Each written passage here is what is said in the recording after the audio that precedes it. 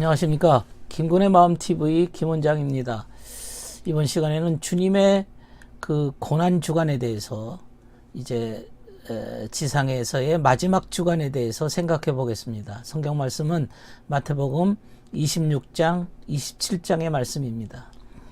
주님이 이제 종려주일에 예루살렘 성에 입성을 하시게 되니까 그분의 도움을 원했던 사람들은 기쁘게 환영했습니다. 하지만 바리새인, 서기관 이런 자들, 자기의 권력의 자리가 빼앗길까 봐 두려워한 사람들도 있습니다. 그들은 주님을 환영하지 않았습니다. 하지만 주님께서는 그들의 그런 것을 아셨지만 비유를 맞추려고 하지 않습니다. 오히려 성전에서 가르치시면서 바리새인, 서기관들에게 대해서 아주 서슴없이 질책하십니다. 그리고 그들을 본보기로 삼지 말라고 사람들에게 훈계하십니다. 주님이 입성하실 그 당시에는 이 바리새인, 서기관들이 무서워서 사람들이 이제 바리새인, 서기관들이 사람들을 두려워해서 그분을, 주님을 방해하지 못했지만 사람들이 그분에게서 등을 돌리게 되니까 이제 바리새인, 서기관들이 공격하기 시작합니다. 그리고 주님은 화요일 밤 성을 떠나서는 목요일까지 되돌아오시지 않았고 목요일 밤 유월절을 위해서 되돌아오십니다. 그리고 그분의 친구인 마리아, 마르다, 나사로의 집에서 밤을 보내십니다. 예, 주님이 유월절에 바쳐지는 이 어린 양이라고 그러시죠. 예. 이 어린 양이라고 하는 것은 유월절에 이집트의 속박에서 해방되는 것을 기념하는 예식이죠. 유월절이.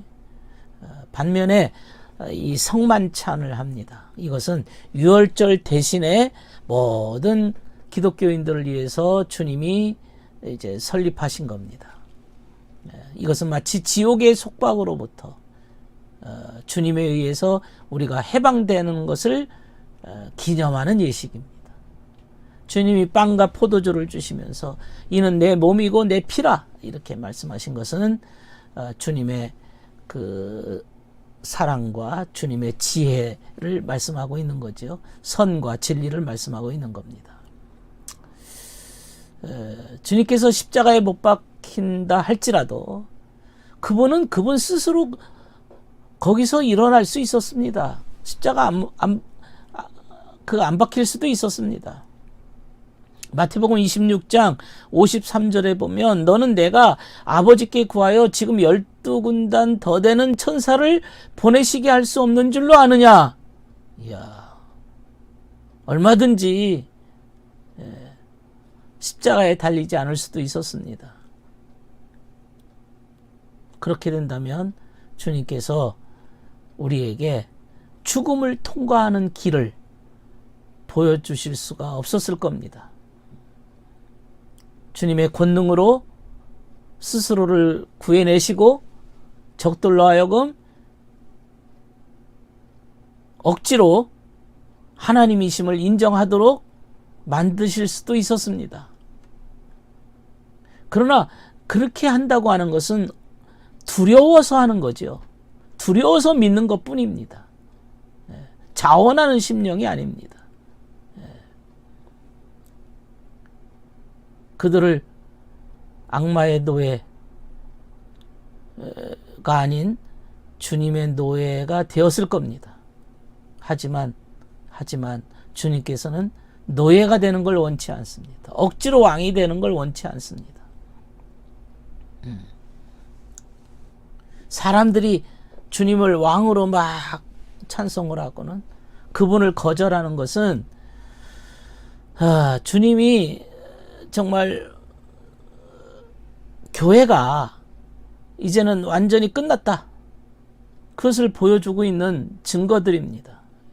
유대교회는 이제 끝이 난 거죠. 주님을 배반하고 진리를 거절하게 된 거죠. 유대교회의 역할이 끝났다. 그것이 성전이 위에서 아래로 찢어지는 광경입니다. 성전이 찢어지는, 성전의 그 휘장이 찢어지는 광경입니다. 그리고 주님의 옷을 십자가에 달렸을 때 겉옷을 나눠 갖고 제비 뽑은 사건이 있습니다. 이게 시편 22편 18절의 말씀에 보면 내 겉옷을 나누고 속옷을 제비 뽑나이다. 이 구절이 성취가 된 거예요. 그래서 요한복음 19장 23절 24절에 보면 군인들이 예수를 십자가에 못 박고는 옷을 취하여 네 깃을 나누어 각각 한 깃씩 얻고 속옷도 취하고 속옷은 위로부터 통으로 짠 것이다. 서로 말하기를 이것은 찢지 말자. 누가 얻나 제비 뽑자. 이 성경에 말한 대로 그들이 내 옷을 나누고 내 옷을 제비 뽑나이다 한 것을 응하게 하려 함이로라. 이런 구절이 나오죠. 주님의 겉옷, 주님의 속옷. 응? 겉옷은 막 찢겨져 나갔지만 속옷은 찢겨지지 않았어요. 이것은 찢지 말자 이런 얘기죠. 속옷과 겉옷의 영적인 의미가 있는 것이죠. 겉옷은 나눠 가졌지만 속옷은 그대로 있습니다. 그것은 혼술 없이 통으로 짰다. 그래서 통으로 짰다.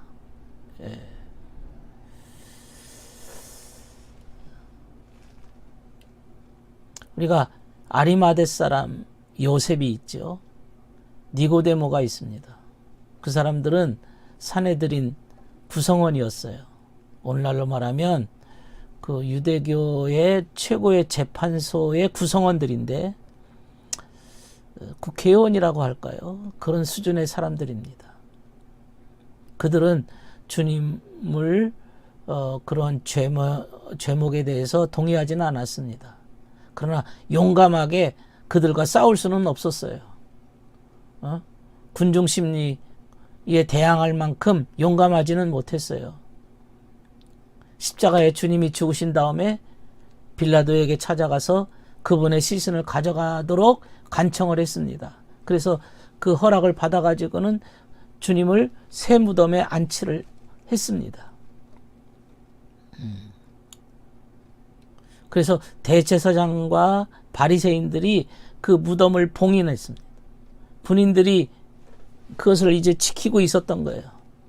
그리고 군인들이 지켜달라고 빌라도에게 요구한 사실은 주님을 거절한 후에도 주님을 두려워하고 있는 거예요. 십자가에 못 박은 후에도 주님이 부활할 것에 대한 두려움이 있는 것이죠. 사람들이 주님을 거절하고 난 다음에 쓸데없는 논쟁에 휘말리는 경우를 볼 수가 있습니다. 논쟁. 주님을 믿는 자들의 귀에는 이게 어리석은 논쟁에 불과합니다. 그러나 이 바리새인 서기관들은 그런 논쟁에 휩싸인 거죠. 우리가 삶 속에서, 생활 속에서 진리 가운데 살면서 주님의 능력을 경험한 자들은 그 논쟁이라는 것은 의미가 없는 거죠. 경험한 자들, 체험한 자들, 은혜를 힘입은 자들, 주의 말씀으로 살아가는 자들에게는 그런 쓸데없는 논쟁이라고 하는 것은 바람에 휘날리는 겨에 불과합니다. 주님의 고난에 대한 여러 가지 여정을 생각해 보았습니다. 들어주셔서 감사합니다.